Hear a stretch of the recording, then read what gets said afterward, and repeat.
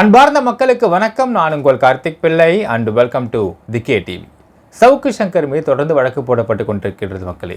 அதில் ரீசெண்டாக நேற்றுக்கு ஜேர்னலிஸ்ட் சந்தியா ரவிசங்கர் அவர்கள் கொடுத்த ஒரு வழக்கு.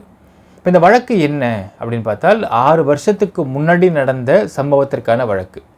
இப்போ இந்த 6 வருஷமாக நடவடிக்கை எடுக்காமல் இருந்து இன்றைக்கி எடுத்திருக்காங்க நடவடிக்கை அப்படிங்கிறது மிகவும் ஷாக்கிங்கான விஷயம் மக்களே. என்ன சம்பவம் அது, என்ன நடந்துச்சு, ஏன் இப்போ வழக்கு போட்டிருக்காங்க, எல்லாத்த பற்றியும் டீட்டெயில்டாக பார்க்க போகிறோம் இந்த பதிவில்.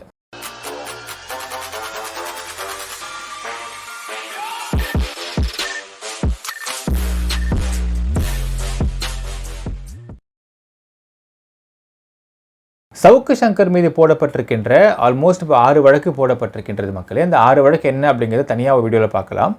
அந்த 6 வழக்கில் ஒரு வழக்கு அப்படிங்கிறது சந்தியா ரவிசங்கர் அப்படிங்கிற ஒரு பத்திரிகையில் கொடுக்கப்பட்டிருக்கு, ஒரு கம்ப்ளைண்ட் கொடுக்கப்பட்ட வழக்கு. என்ன கம்ப்ளைண்ட் கொடுத்துருக்குறாங்க அப்படிங்கிறத ஃபஸ்ட்டு பார்க்குறதுக்கு முன்னாடி யார் சந்தியா ரவிசங்கர் அப்படிங்கிறத ஃபஸ்ட்டு பார்த்துடலாம் மக்களே. இவங்க ஒரு ஜேர்னலிஸ்ட்டு, ஆல்மோஸ்ட் 19 இயர்ஸ் எக்ஸ்பீரியன்ஸ் இருக்கக்கூடிய ஒரு ஜேர்னலிஸ்ட். இவங்க ஒர்க் பண்ணுறது எங்கன்னு பார்த்தீங்கன்னா NDTV ப்ராஃபிட்டில் ஒர்க் பண்ணிருக்காங்க. ஸோ இவங்க 2018 உங்களுக்கு ராம்நாத் கோயங்கா அவார்டு வாங்கியிருக்காங்க 2018ஆம் வருஷம். ஏன் வாங்கினாங்க அப்படின்னு பார்த்தால் investigative series on illegal beach sand mining in Tamil Nadu அப்படிங்கிற ஒரு டைட்டிலில் ஒரு சீரியஸ் பண்ணியிருக்காங்க. ஸோ அதில் ஒரு இன்வெஸ்டிகேஷன் பண்ணி அதை சீரியஸாக ரெடி பண்ணி போட்டிருக்கிறாங்க. அந்த ஸ்டோரிக்காக கொடுக்கப்பட்டது தான் ராம்நாத் கோயங்கா அவார்டு 2018 கொடுத்துருக்குறாங்க. ஸோ இப்போ 2018 இவங்க அவார்டு வாங்கினாங்களே அப்படின்னு பார்த்தால் அப்போ தான் ஆரம்பிக்குது சிக்கலும். 2018 இவங்க அவார்டு வாங்குறாங்க, அதே 2018 தான் இவங்க சிக்கலும் ஆரம்பிக்குது. என்னைக்குன்னு பார்த்தீங்கன்னா 27 ஆகஸ்ட் 2018 சவுக்கு online.com அப்படிங்கிற சவுக்கு சங்கம் நடத்திக்கிட்டு இருக்கிற அந்த ஒரு வெப்சைட்டில் ஒரு டைட்டில் போட்டு ஒரு ஆர்டிக்கல் போடுற சவுக்கு சங்கர் என்ன போட்டிருந்தாருன்னு பார்த்தால் கோலமாவு சந்தியா அப்படிங்கிற டைட்டில் ஒன்று போட்டிருக்காரு. என்ன ஆர்டிக்கல் போடப்பட்டிருக்கு அப்படின்ற பார்த்தோம்னே ஆனால் மக்களே. ஆனால் இப்போ அந்த ஆர்டிக்கல் இல்லை, அதை தூக்கிட்டாங்க. அந்த ஆர்டிக்கலில் என்ன போட்டிருந்தாருன்னு பார்த்தால் திரு கே ராமானுஜம் அப்படிங்கிற ஒரு ஃபார்மர் IPS ஆஃபீஸர், DGPயாக இருந்தவர். இப்போ இவரை பற்றி நம்ம தனியாகவே சொல்லலாம் மக்களே. உங்களுக்கு இன்டெலிஜென்ஸ், ஸ்டேட் இன்டெலிஜென்ஸுடைய one of the top most ஏஜென்ட்னு சொல்லலாம் அவர். ஸோ இன்றைக்கும் திரு கே ராமானுஜம் அவங்கள பற்றி நீங்கள் ஆஃபீஸர்ஸை கேட்டால் சொல்லுவாங்க, அவர் மாதிரியான ஒரு இன்டெலிஜென்ஸில் பணியாற்றின ஒரு மிகச்சிறந்த ஆஃபீஸர்ஸில் ஒன் ஆஃப் த ஆஃபீஸர்னு சொல்லுவாங்க. So he is a very honest person அப்படிம்பாங்க. ஸோ சந்தியா ரவிசங்கர் அவர்களும் திரு கே ராமானுஜம் IPS அவர்களும் 2 பேரும் மீட் பண்ணுறாங்க. எங்கே மீட் பண்ணுறாங்கன்னு பார்த்தா ஒரு காஃபி ஷாப்பில் மீட் பண்ணுறாங்க. ஸோ அந்த காஃபி ஷாப்பில் மீட் பண்ணி அவங்க அங்கே என்ன பேசினாங்கன்றது தெரியாது, பட் காஃபி ஷாப்பில் அவங்க மீட் பண்ண CCTV ஃபுட்டேஜை போட்டு உங்களுக்கு சவுக்கு சங்கர் ஆர்டிக்கல் ரிலீஸ் பண்ணுறார். அந்த ஆர்டிக்கல் நேம் கோலமாவு சந்தியா அப்படின்ற பேரில் ரிலீஸ் பண்ணுறார். இப்போ அந்த ஆர்டிக்கல் தூக்கிட்டாரு நமக்கு, ஆர்டிக்கல் இல்லை இப்போ அந்த ஆர்டிக்கல். ஸோ இது கிட்டத்தட்ட உங்களுக்கு சந்தியா ரவிசங்கர் அவர்களை ஸ்டாக்கிங் பண்ணுற மாதிரியான ஒரு விஷயமாக இருக்கிறது. ஏன்னு கேட்டிங்கன்னா இந்த CCTV ஃபுட்டேஜை இவங்க மீட் பண்ணக்கூடிய ஒரு சம்பவம். ஸோ ஏன் மீட் பண்ணுவாங்கன்றதை நான் ஃபஸ்ட் சொல்லிடுறேன் மக்களே.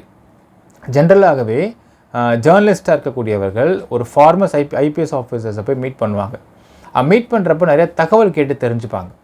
ஏன்னா இவங்களுக்கு ஏதாவது ஸ்டோரி ரெடி பண்ணுவாங்க, ஏதாவது ஒரு ஆர்டிக்கல் ரெடி பண்ணுவாங்க. அந்த ஆர்டிக்கலுக்கு தேவையான தகவல்களை நேரில் பார்த்து கேட்டு வாங்கிப்பாங்க. ஸோ இந்த மாதிரியான தகவல்களை கேட்பதற்காக அவங்க மீட் பண்ணுவாங்க.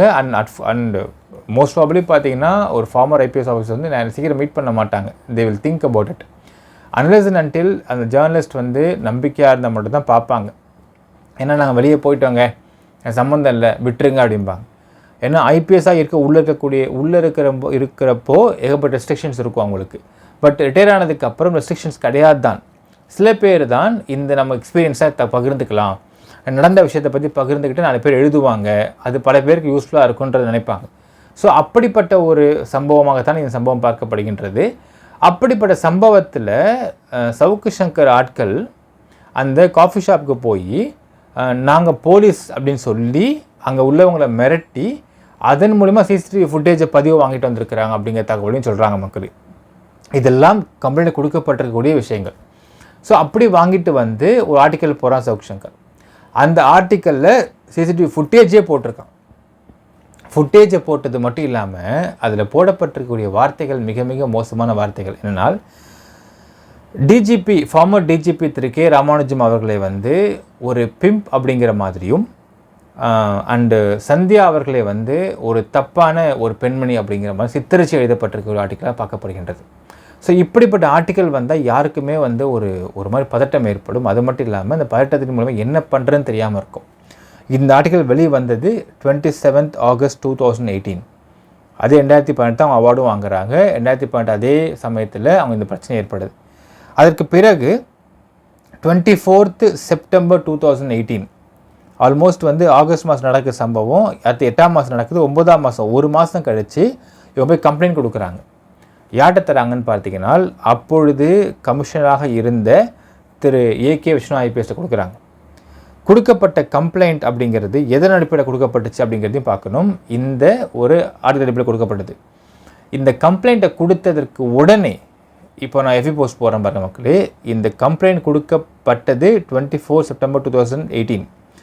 அதே நாள் ஈவினிங் 4:29 சவுக் சங்கர் வந்து ஒரு போஸ்ட்டு போடுறான் எஃபியில். என்ன போஸ்ட்னு பார்த்தால், self styled journalist and an agent of former DGP Ramanujam Sandhya Ravishankar, a journalist in the payroll of both Sabareesan and Vivek Jayaraman, son of Ilavarasi, convict files complaint against SavukOnline.com that Savuk has written a defamatory article titled Kolamavu Sandhya, wherein a CCTV footage was published of Sandhya meeting former DGP Ramanujam and violated her privacy. கீழே அடுத்தது பாருங்க, WTF, what the fuck அப்படின்னு போட்டு, sources say Savuk is digging for more information on Ramanujam's role in trying to demolish TTV Dinagaran, and a fresh article will with fresh CCTV footages of Sandhya with Ramanujam will appear shortly ன்னு போடுறான். அதாவது உங்களுக்கு இதெல்லாம் வந்து அப்ரப்டாக it is equal to எக்ஸ்டார்ஷன்ஸ். அது ஒரு பொண்ணு, அவங்க ஒரு ஜேர்னலிஸ்ட்டு, அவங்க இடத்துக்கு போய் பார்க்குறாங்க. அதாவது காலையில் கம்ப்ளைண்ட் கொடுக்குறாங்க ஏகேவி ஐபிஎஸ் கிட்ட. அடுத்தது 4:30 மணிக்கு அந்த கம்ப்ளைண்ட்டே, அதாவது கன்சர்ன் டிபார்ட்மெண்ட்டுக்கு ஃபார்வர்ட் ஆகுதோ இல்லையோ, சவுக் சங்கர் வந்துடுச்சு. சவுக் சங்கர் அதை பற்றி ஆர்டிக்கல் போட்டிருக்கான் எஃபியில். அவன் போடுற வார்த்தைகள் பாருங்கள் மக்களே. அதாவது உங்களுக்கு சபரீசனுக்கும் இவன் ஏஜென்ட்டான், சந்தியா ரவிசங்கர்ன்றவங்க, விவேக்கும் ஏஜென்ட்டான். இதெல்லாம் எதுக்குன்னா டிடிவி தினகரனை வந்து ஒழிப்பதற்காக வந்து கே ராமானுஜம் ஐபிஎஸ் ஃபார்மர் ஐபிஎஸும் சந்தியாவும் சேர்ந்து பிளான் பண்ணுறாங்களாம். அதன் அடிப்படையில் இன்னொன்று ரிலீஸ் பண்ண போகிறேன் கூடிய சீக்கிரத்தில், அதுவும் ஒரு ஃபுட்டேஜ்னு சொல்லிட்டு மிரட்டி ஒரு போஸ்ட் போடுறான் 24 செப்டம்பர் அன்னைக்கு. அடுத்து என்ன ஆகுதுன்னு பார்த்தீங்கன்னா, இந்த கொடுக்கப்பட்ட கம்ப்ளைண்ட் ஃபார்வர்ட் ஆகுது. ஃபார்வர்ட் ஆகி 19 அக்டோபர் 2018 உங்கள் அங்கே சைபர் கிரைமில் இருக்கக்கூடிய செல்லில் இன்ஸ்பெக்டர் ஃபோன் சொல்கிறாரு, இது வந்து நீங்கள் கம்ப்ளைண்ட் தர முடியாதுங்க, இது நீங்கள் வேணும் டிஃபமேஷன் போடுங்கன்னு சொல்கிறார். ரைட்டா மக்களே, இது அக்டோபர் நடக்குது. ஆனால் 24 ஒரு போஸ்ட்டு போடுறான் சவுக் சங்கர், 25 திரும்ப ஒரு என்ன போஸ்ட்டு போடுறான்னு பாருங்கள். இன்ஃபேக்ட் இதெல்லாம் கொடுமை. 25 செப்டம்பர் காலைல 3 மணிக்கு, விடிகால 3:52 போடுறான் போஸ்ட்டு. என்ன போடுறான்னா, கோலமாவு சந்தியா என்ற கட்டுரையில் பத்திரிகையாளர் என்று தன்னை அழைத்து கொள்ளும் சந்தியாவும் முன்னாள் டிஜிபி ராமானுஜமும் சந்தித்த சிசிடிவி பதிவுகளை வெளியிட்ட நாள் 27 ஆகஸ்ட் 2018. தூங்கவே மாட்டான் போல இது மக்களே. அதில் போட்டு அந்த ஆர்டிக்கலுடைய லிங்கை போட்டான். பட் லிங்க் கிளிக் பண்ணால் அந்த லிங்க்கில் வந்து அந்த ஆர்டிக்கல் இல்லை, ரெக்கார்ட் நான் ஃபவுண்ட்னு வருது. ஏறக்குறைய 1 மாதம் ஆகிறது. ஆனால் நேற்று தன் உயிருக்கு வைகுண்டராஜன் மற்றும் சவுக்கு இணையதளத்தால் தன் உயிருக்கு ஆபத்து என்று காவல்துறையில் புகார் அனுப்பியுள்ளார். அது எப்போது? ? அடுத்த சிசிடிவி பதிவை வெளியிடுவேன் என்று ட்விட்டரில் அவரிடம் நேரடியாக தெரிவித்த பிறகு, வைகுண்டராஜனிடம் எனக்கு பிடித்த விஷயம் என்னிடம் ஒரு முறை கூட பேச்சுவார்த்தை நடத்த முயற்சி செய்யவில்லை என்பதுதான். ஆளை தூக்கலாம் என்று நான் பொதுவெளிக்கு வருவதற்கு முன்பு என்னை பற்றி விசாரித்து என்னை தூக்கலாம் என்று முடிவை கைவிட்டதோடு என்னிடம் இந்நாள் வரை பேச்சுவார்த்தை நடத்த முயலவில்லை. ஏக்கு போகணும் பேச்சுவார்த்தை நடத்தணும்? வாட் ஃபார் அப்படின்னு கேள்வி இருக்குது மக்களே. Just to have money. Extortion பண்ணி சரி நான் எழுத மாட்டேன் உன்னை பற்றி, பணம் கொடுத்துன்னு கேட்குறது. இந்த வேலையை தொடர்ந்து பார்த்துக்கிட்டு இருக்கக்கூடிய சவுக் சங்கர் இங்கே தெளிவாகுது பாருங்கள் இந்த இடத்துல. அந்த வைகுண்டராஜனோடு நான் கைகோர்த்து கொண்டு நான் கோலமாவை கொலை செய்ய முயற்சி செய்கிறேன் என்ற குற்றச்சாட்டு எத்தனை அயோக்கியத்தனமானது. முதல் கட்டுரை வெளியிட்ட மறுநாள் இந்த புகாரை சந்தியா தெரிவித்திருக்க வேண்டும் தானே. அடுத்த வீடியோவை வெளியிடுவேன் என்று சொன்ன பிறகு இப்படி ஒரு புகாரை வெளியிடுவதற்கான காரணம் மனநோயாளி ராமானுஜம் என்பது எனக்கு தெரியாதா? Grow up Sandhya. I have seen worse fellows than you. You are a kid. Try to grow up. ஜென்ரலாக மக்களே நான் ஒரு விஷயம் தெளிவுபடுத்திக்க விரும்புகிறேன். சவுக்கு சங்கரை பற்றி நீங்கள் போலீஸ் யாரை கேட்டான்னு சொல்கிற வார்த்தை தெரியுங்களா? எங்க அவனை விடுங்க, அவன் லூஸுங்க, அவன் சைக்கோ மாதிரி பண்ணிட்டுருப்பான். நீங்கள் அவன் பண்ணுறதுக்கு நீங்கள் வந்து திருப்பி ரியாக்ட் பண்ணிட்டீங்கன்னா அவன் திருப்பி ஓவராக பண்ணுவான். அவனை கண்டுக்காம விட்டிங்கன்னா ஒரு பாயிண்ட்டுக்கு மேலே என்ன நினைப்பான்னா, he just have an psychological disease. எப்படின்னா he wants to be a center of attraction always. அப்படி நீங்கள் அவனை சென்டர் ஆஃப் அட்ராக்ஷன் ஆக்கிறது மாதிரி நீங்கள் வந்து ரியாக்ட் பண்ணிட்டே இருந்தீங்கன்னா அவன் திருப்பி இதை வந்து தேவையில்லாமல் ஓவராக பண்ணிட்டே இருப்பான். நமக்கு வெக்கமான ரோஷம்லாம் இருக்குது, நம்ம வந்து ஒரு மாதிரி ஃபீல் ஆகும். அவனுக்கு அது ஒன்றுமே கிடையாது. நீங்கள் அவனை விட்டுருங்க கம்முன்னு. நான் இன்ஃபேக்ட் இதை டிப்பிக்கலாக சில பேர் சொன்ன வார்த்தை மக்களே, சில போலீஸ்ட்டு போய் சொல்கிறாங்க, you treat him as a pig அப்படிங்கிறாங்க.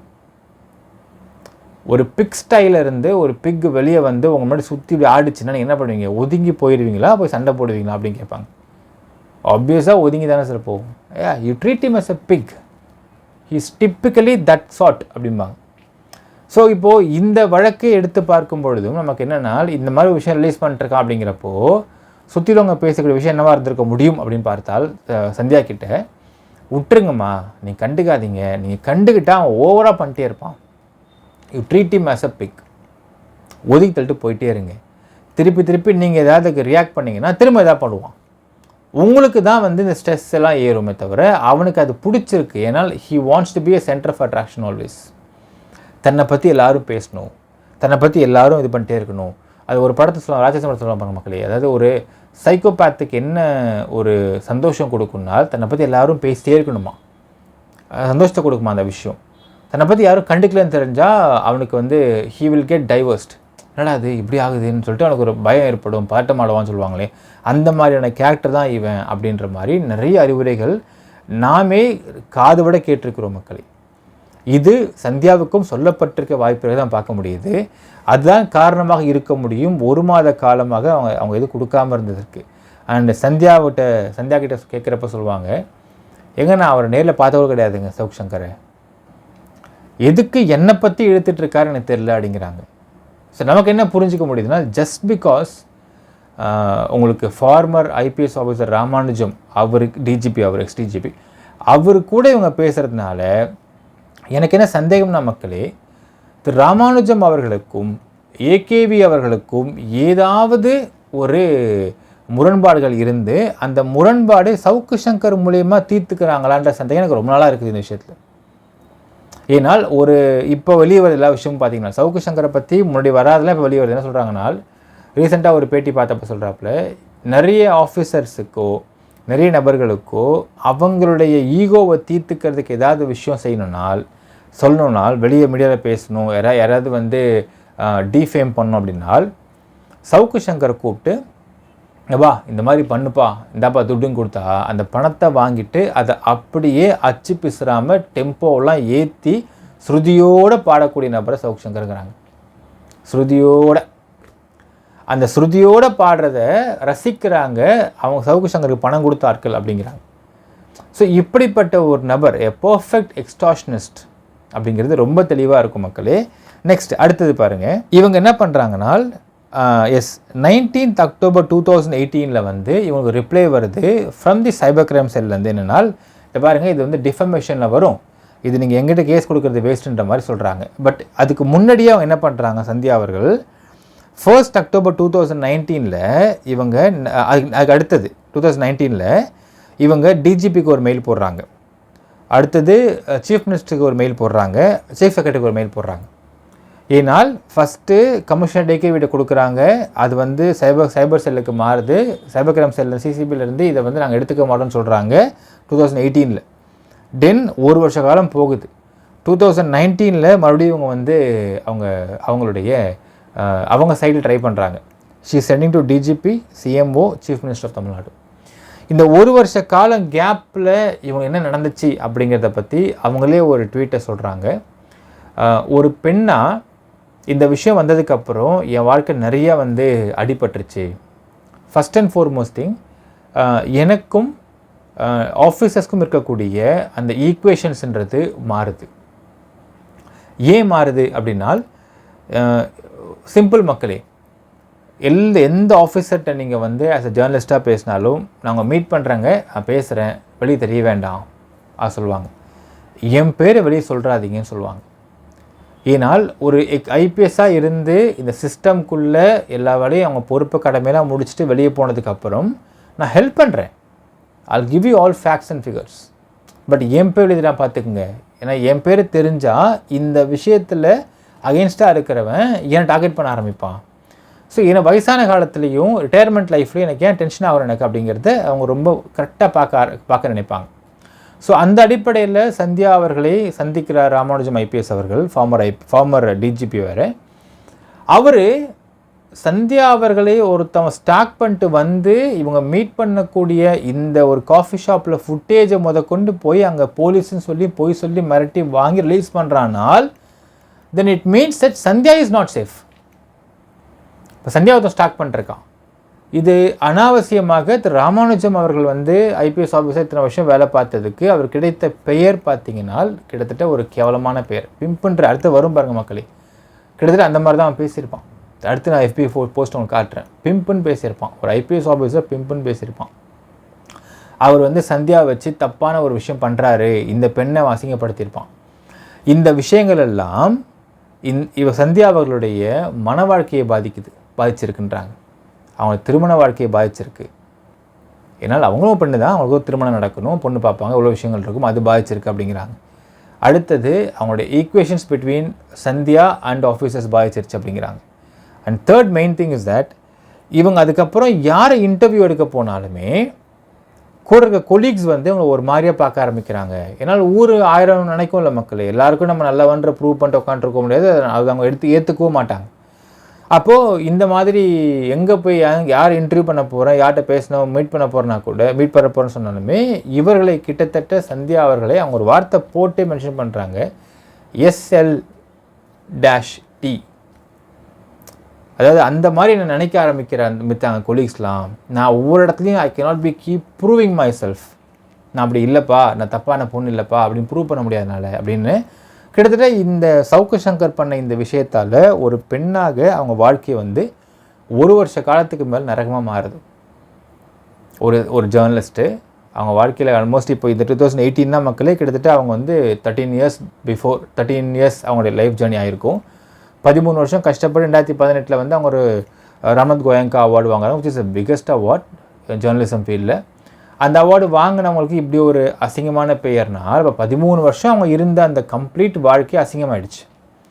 என்னம்மா இப்படி தான் எல்லாம் வாங்கினியா நீ அப்படின்ட்டு கேட்டாங்க. பீங் அ விமன் ரொம்ப ஈஸியாக பழி போட்டு போயிட்டே இருப்பாங்க. ஸோ ஒரு வருஷம் கழித்து மறுபடியும் 1 அக்டோபர் அன்றைக்கி அவங்க என்ன பண்ணுறாங்க, அவங்களோட டிஜிபிக்கு, சீஃப் மினிஸ்டர் ஆஃபீஸ்க்கு, சீஃப் செக்ரட்டரிக்கு மெயில் போடுறாங்க இந்த கம்ப்ளைண்ட்டை பற்றி. திரும்ப 2 அக்டோபர் அன்றைக்கி என்ன பண்ணுறாங்க, பிரைம் மினிஸ்டர் ஆஃபீஸ்க்கு ஒரு மெயில் போடுறாங்க. பிரைம் மினிஸ்டர் ஆஃபீஸ்க்கு மெயில் போட்டவொடனே சவுக்கு சங்கர் என்ன போட்டான்றதை பாருங்கள். My dear Chennai city police, you know where I am. I too, I am your clan. I know the pressure heaped on you to arrest me from various quarters by Sandhya Ravishankar. Please do come and arrest me. I don't want my officers to keep searching for me. I won't abscond. Okay, 2 October 2019 Savukku Shankar போட்ட FB போஸ்ட்டுக்கு 4th மே 2024 பதில் கொடுத்துருவாங்க போல தெரியுது மக்களே. ஏன்னா இந்த case arrest பண்ணிட்டாங்க சவுக்கு சங்கர். இப்போ அடுத்தது பார்த்தீங்கன்னா நெக்ஸ்ட் டே ஒரு ஃபேஸ்புக் போஸ்ட் போடுறான். சோர்சஸ் ஃபார்மர், இதுதான் ரொம்ப கொடுமையாக இருக்கும் பாருங்கள் மக்களே. Former DGP K Ramanujam is a sick person and a womanizer, and his meeting with senior journalist Sandhya Ravishankar is of course news. And is it not the duty of a rag picker like Savukku to publish the news, bracketed Sandhya's terminology, and why did Sandhya wait for a month to launch complaint on the CCTV footage? Savukku's article on Sandhya's meeting with Pimp Ramanujam appeared on 27th August 2018. ஒரு மனுஷன் வந்து என்ன வேணால் எப்படி வேணால் யாரை வேணால் எந்த வார்த்தையும் உபயோகப்படுத்தி பேச முடியும், என்னை யார் என்னடா பண்ண முடியும் அப்படிங்கிற மமதையில் ஆடி இருக்கக்கூடிய ஒரு மமதையின் உச்சகட்டம் இந்த வார்த்தையெல்லாம். And Sandhya madam filed complaint with the Commissioner of Police a month later. That too after Savukku informed Sandhya madam in a tweet that a second tweet will be released. What were you doing for a month, madam? Question mark. அதே நாள் இன்னொரு post போட்டிருக்கான். The recent senior journalist Sandhya Ravishankar filed complaint against Savukku for publishing CCTV footage and her secret meeting with former DGP Sinal Ramanujam is her connections with DMK are totally severed after this article அப்படின்னு போட்டிருக்கான். அதாவது டிப்பிக்கலாக மக்களே அவன் சவுக்கு சங்கர் வந்து திருந்தவே இல்லை, நம்ம தெளிவாக தெரியுது. 2018 ஃபார்மர் டிஜிபி திரு கே ராமானுஜம் அவர்களை வந்து ஒரு வார்த்தை உபயோகப்படுத்தியிருக்கான், பிம்புன்ற வார்த்தையை உபயோகப்படுத்தி பேசியிருக்கான். இப்போவும் அதே வார்த்தைகள் அருண் ஐபிஎஸ் அவர்களை. இப்போ இவரை பொறுத்தளவுக்கு எல்லாருமே அந்த மாதிரி வேலை தான் பாட்டுருக்காங்களா அப்படின்னு நினச்சிட்டு இருக்காரு சவுக்கு சங்கர், நமக்கு தெரியல மக்களே. அந்த வார்த்தைக்கு தான் நீங்கள் சேர்த்து வச்சு கொடுக்குறாங்கன்னு தெரியுது நமக்கு தெளிவாக. அதுக்கு பிறகு இவங்களுடைய கதையை கேட்கலாம் மக்களே. இந்த கதை இன்னும் அடுத்தது கொடுமையாக இருக்கும்.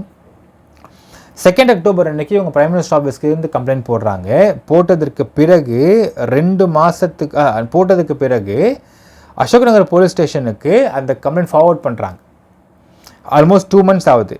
டிசம்பர் 2019 சம்மன் பண்ணி கூப்பிடுறாங்க சந்தியா அவர்களை. அவங்க போயிட்டு ஃபுல்லாக எக்ஸ்பிளைன் பண்ணுறாங்க. பண்ண அப்புறம் ஏன் அசோக் நகர் போலீஸ் ஸ்டேஷன் பார்த்தீங்கன்னா, சந்தியா அவர்களுடைய வீட்டிலேருந்து கொஞ்சம் தூரம் தள்ளி தான் இந்த அசோக் நகர் போலீஸ் ஸ்டேஷன் இருக்குது. இப்போ ஃபுல்லாக எக்ஸ்பிளைன் பண்ணதுக்கப்புறம் அவங்க சொல்கிறாங்க இது எங்கள் ஜூரிஸ்டிக்ஷனுக்குள்ளே வராது, ஏன்னா உங்கள் வீட்டுக்கு பக்கத்தில் இருக்கிறது குமரநகர் போலீஸ் ஸ்டேஷன் சொல்கிறாங்க. ஸோ அங்கே இந்த கம்ப்ளைண்ட்டை ஃபார்வர்ட் பண்ணுறாங்க. ஸோ குமரநகர் போலீஸ் ஸ்டேஷனில் அடுத்த ஒரு 2 மாதம் கழிச்சு சம்மன் பண்ணி கூப்பிட்றாங்க. போய் திரும்ப எக்ஸ்பிளைன் பண்ணுறாங்க. ஃபுல்லாக கேட்டு முடிச்சுட்டு, இல்லை மேடம் எங்கே எஸ்ஓசி நடந்துச்சு, சீன் ஆஃப் கிரைம் எங்கே நடந்துச்சு, எங்கே அக்கரன்ஸ் இருந்தது, அது ஒரு காஃபி ஷாப், அது எங்கே இருக்குது, ஆல்வாபேட்டில் இருக்குது, அப்போ தேனாம்பேட்டை தான் நீங்கள் போகணும், இங்கேயும் போகிறீங்க, நாங்கள் மாற்றி விட்றாங்க. திருப்பி தேனாம்பேட்டை போலீஸ் ஸ்டேஷனுக்கு அந்த கம்ப்ளைண்ட்டை மாற்றி விடப்படுகிறது மக்களே. அதற்கு பிறகு இவங்க திருப்பி ஒரு நாள் போயிட்டு நேரில் போய் பார்த்தா எஸ்ஐ தான் இருக்கார். சப் இன்ஸ்பெக்டர் ஃபுல்லாக எக்ஸ்பிளைன் பண்ணுறாங்க. பண்ணிட்டு விசாரணை பண்ண சொன்னால் இதுக்கு நான் எஃப்ஐஆர் போட மாட்டேன் இப்போதைக்கு மேம், ஏன்னா நான் வந்து இன்ஸ்பெக்டர் கேட்கணும்னு சொல்கிறாங்க. சரி கேளுங்கன்னா இன்ஸ்பெக்டர் இல்லை, அவைலபிளாக இல்லைங்கிறாங்க. அதற்கு பிறகு பல முறை சந்தியா அவர்கள் இன்ஸ்பெக்டர் பார்க்க போகிறப்பெல்லாம் ஒன்று ஹீ இஸ் அன்அவைலபிள், இல்லைன்னா பார்க்க விருப்பப்படாமல் இருந்திருக்கார். இப்படியே தொடர்ந்து இந்த கம்ப்ளைண்ட் அப்படியே எடுத்துகிட்டே இருந்தவொடனே இவங்க பார்க்குறாங்க 6th Feb 2020 மறுபடியும் பிரைம் மினிஸ்டர் ஆஃபீஸ்க்கு வந்து ஒரு மெயில் போடுறாங்க. இந்த மாதிரி நான் தொடர்ந்து கூப்பிட்றாங்க, அலக்கழிச்சிட்டாங்க, ஆனால் எந்த எஃப்ஐஆரும் போட்ட மாதிரி தெரியலன்னு சொல்லிட்டு போய் கேட்குறாங்க. பாருங்கள் மக்களே, 2018 நடந்த ஆகஸ்ட் 2018 நடந்த ஒரு சம்பவத்துக்கு Feb 2020 வரைக்கும் அலைஞ்சிட்ருக்கிறாங்க. அப்போ மறுபடியும் ஒரு மெயில் போட்டதும் அந்த மெயில் வந்து பிரைம் மினிஸ்டர் ஆஃபீஸ்க்கு போயிட்டு அங்கே இருந்து it is transfer to the south zone joint commissioner ஜேசிக்கு வருது. அவர் திரும்ப அசோக் மாற்றுறாரு, ட்ரான்ஸ்ஃபர் பண்ணுறாரு. திரும்ப அசோக் மாற்றின உடனே 5th June 2020 பிஎம் ஆஃபீஸில் ஒரு மெயில் உங்களுக்கு திரும்ப என்ன வருதுன்னு பார்த்தீங்கன்னா, இந்த கம்ப்ளைண்ட்டை வந்து நாங்கள் க்ளோஸ் பண்ணுறோம், ஏன்னா இந்த கம்ப்ளைண்ட்டை முழுக்க cyber crime complaint, so cyber crime நாங்கள் ஃபார்வர்ட் பண்ணுறோன்னு சொல்லிட்டு இந்த கேஸை க்ளோஸ் பண்ணி விட்டுறாங்க, இந்த கம்ப்ளைண்ட்டை க்ளோஸ் பண்ணுறாங்க ஃப்ரம் பிஎம்ஓ ஆஃபீஸ்லேருந்து. அதற்கு பிறகு மறுபடியும் 9th June 2020 அன்னைக்கு திரும்ப கம்ப்ளைண்ட் தராங்க. யார்ட்டுன்னு பார்த்தீங்கன்னா அன்றைய கமிஷனரான மகேஷ்குமார் அகர்வால்ட்ட கொடுக்குறாங்க. No action was taken. Again she is giving complaint. எப்போன்னு பார்த்தால் திரு சங்கர் ஜிவாலிருந்து கமிஷனர் மாறினதுக்கப்புறம் திரும்ப கம்ப்ளைண்ட் கொடுக்குறாங்க. கொடுத்தவொடனே அப்பயும் வந்து அவங்களால வந்து எந்த ஆக்ஷன் எடுக்கல. அதற்கு பிறகு சங்கர் ஜிவால் டிஜிபியாக மாறி இப்போ ரீசெண்டாக தான் பார்த்தீங்கன்னா இந்த கம்ப்ளைண்ட்டை திரும்ப கேட்டு வாங்கிட்டு தே ஃபைல்ட் இன் எஃப்ஐஆர். எஃப்ஐஆர் பார்த்தீங்கன்னா மக்களே வாஸ் ஃபைல்ட் ஆன் 7/5/2024. எப்போது 27 ஆகஸ்ட் 2018 நடந்த ஒரு சம்பவத்திற்காக எஃப்ஐஆர் போடப்படுறது எப்போனா 2024 மே மாதம் 7ஆம் தேதி. ஒரு ஜேர்னலிஸ்ட்டுக்கே இந்த நிலைமைனா பொதுமக்கள் யோசிச்சு பாருங்கள். இது ஏன் இந்த நிலைமை அப்படின்னு பார்த்தா மக்களே, அதிமுக காலகட்டங்களில் இருந்ததில் ஏகே விஸ்வநாதன் அவர்கள்கிட்ட தான் ஃபஸ்ட் இந்த கம்ப்ளைண்ட் ரீச் ஆகுது. ஸோ நம்ம எல்லாருக்குமே தெரியும் ஏகே விஸ்வநாதன் ஏகேவி அவர்கள் தான் சவுக்கு சங்கர் பண்ணக்கூடிய நிறைய தவறு ஆரம்பத்தில் இருந்தே டிவிஎஸ்சியில் திருடின அந்த வாய்ஸை பென்ட்ரைவில் திருடின அந்த காலகட்டங்களிலிருந்து ஏகேவி தான் சவுக்குக்கு பெரிய பேக்கிங். ஸோ சவுக்கு சங்கர் பண்ணக்கூடிய பல தவறுகளை மறைக்கிறதுக்குன்னு பல வேலைகள் பார்த்துட்டு இருந்திருக்கார் ஏகேவி அவர்கள். ஸோ அதன் அடிப்படையில் கிட்டத்தட்ட 2018 நடந்த சம்பவத்துக்கு அதுக்கு பிறகு இத்தனை வருஷ காலமாக நடக்காமல் இருந்திருக்கு. இப்பொழுது இந்த விஷயம் நடக்க ஆரம்பிச்சிச்சு மக்களே. ஸோ கம்ப்ளைண்ட் பண்ணி எஃப்ஐஆர் போட்டிருக்காங்க. 294 பார்ட் பி அசிங்கமாக கெட்டாத பேசி திட்டுதல், 354D stalking, offence of stalking, ஒருத்தவங்க தேவையில்லாமல் ஃபாலோ பண்ணுறது, 506 பார்ட் 1 ஸோ கிரிமினல் இன்டிபெண்டன்சி அது கிரிமினல் கான்ட் போட்டிருக்காங்க. 509 ஒரு பெண்ணுடைய மாடஸ்டியை கெடுக்கிற மாதிரி கெஸ்டரோ இல்லை வார்த்தைகளோ பேசுறது, 4 of women harassment act. So இந்த வழக்கில் இந்த செக்ஷன்ஸ்லாம் வழக்கு போடப்பட்டிருக்கிறது மக்களே. இந்த வழக்கிலையும் சவுக்கு சங்கர் இன்று எக்மோர் நீதிமன்றத்துக்கு வரவழைக்கப்பட்டிருக்கிறார். இன்றைக்கு காலையில் வரவழைக்கப்பட்டு இதுக்கு ரிமாண்ட் கொடுத்துருக்குறாங்க எக்மோர் நீதிமன்ற மக்களே. ஸோ இதான் சந்தியா ரவிசங்கர் அவங்களுடைய நடந்த சம்பவத்திற்கான கதை மக்களே. அந்த ஆர்டிக்கல் இப்போ இருந்திருந்தால் நான் ஆர்டிக்கல் உங்களுக்கு படித்தே காமிச்சிருப்பேன். பட் ஆர்டிக்கல் அவர் எடுத்துகிட்டு அப்புறம் Savukku Shankar article is nowhere here. And moreover மக்களே, இந்த விஷயத்தை பற்றி சந்தியாவை சொல்கிறாங்க, நான் சவுக்கு சங்கர் இதுவரை பார்த்ததே கிடையாது, ஏன் டார்கெட் பண்ணார் அப்படிங்கிற விஷயத்தையும் அவர் தான் சொல்லணும் அப்படிங்கிறாங்க. ஸோ ஏன் டார்கெட் பண்ணியிருக்க முடியும் அப்படிங்கிறது நமக்கு என்ன தெளிவாக தெரிய வருதுன்னு பார்த்தீங்கன்னா, சந்தியா அவர்கள் டார்கெட் பண்ணப்பட்டதற்கான ஒரே காரணம் ஏன் அவர்கள் மீட் பண்ணுற அந்த ஆஃபீஸர்ஸாக இருக்கக்கூடாது அப்படிங்கிற சந்தேகம் இருக்கிறது. ஸோ இந்த ஆஃபீஸர்ஸை டார்கெட் பண்ணுறதுக்காக டார்கெட் பண்ணப்பட்ட ஒரு நபர் தான் சந்தியாவை இருக்கக்கூடாது அப்படிங்கிற கேள்வி இருக்கிறது. அப்போது ஆஃபீஸர்ஸை டார்கெட் பண்ணுறதுக்கு அவங்க கூட பழகக்கூடிய பெண்கள்லாம் நீங்கள் அசிங்கப்படுத்துவீங்களா அப்படிங்கிற கேள்வி 2018 ஆரம்பிச்சிருக்கு. இப்போ நேற்று வரலன்றது தெளிவாக தெரியுது. யோசிச்சு பாருங்கள் மக்களே, ஒரே பிரேமா ஃபேசி ஒரே மாடல் சூப்பராண்டி தான், ஒரே எம்ஓ ஃபாலோ பண்ணுற சவுக்கு சங்கர். பார்த்தீங்கன்னா 2018 வருஷம் ஒரு அந்த ஆஃபீஸரை அசிங்கப்படுத்தணும், அப்போ அந்த ஆஃபீஸர் கூட பேசக்கூடிய சந்தியாவை அசிங்கப்படுத்தி ஒரு ஆர்டிக்கல் ரிலீஸ் பண்ணுறார் Savukku Shankar. 2018 he is famous in the article, not on the YouTube. அது முடியுது 2024 same structure same style, Arun IPS அசிங்கப்படுத்தணும். ஸோ அதனால் அவங்க கூட வேலை பார்க்கக்கூடிய சப் இன்ஸ்பெக்டர், பெண் சப் இன்ஸ்பெக்டர்ஸையோ பெண் கான்ஸ்டபிளையும் அவங்க வீட்டில் வேலை பார்க்கக்கூடிய ஒரு திருநங்கையை அசிங்கப்படுத்தி கனெக்ட் பண்ணி பேசுகிறது. ஸோ சவுக்கு சங்கரோட எம்ஓலாம் நீங்கள் பாருங்கள் மக்களே, ஒரே எம்ஓ தான். ஸோ பெண்களை வைத்து அசிங்கப்படுத்துவது எப்படி அப்படிங்கிறது சவுக்கு சங்கர் கற்றுக்கலாம். ஸோ அந்தந்த ஆஃபீஸர்ஸை எப்படி ரெஜிஸ்ட்ரேஷன் அசிங்கப்படுத்தி பண்ணுறது அப்படிங்கிறதுல ரொம்ப தெளிவாக பண்ணிருக்க நபர் சவுக்கு சங்கர் அவர்கள். ஸோ அந்த மாதிரியான சவுக்கு சங்கருடைய ஆக்டிவிட்டீஸ்க்கு தான் இன்றைக்கு அவர் மேலே பல வழக்கு வந்துட்டு இருக்குன்ற பார்க்க முடியுது மக்களே. என்ன நினைக்கிறீங்கன்றதை கமெண்ட்டில் மென்ஷன் பண்ணுங்கள். நன்றி, வணக்கம்.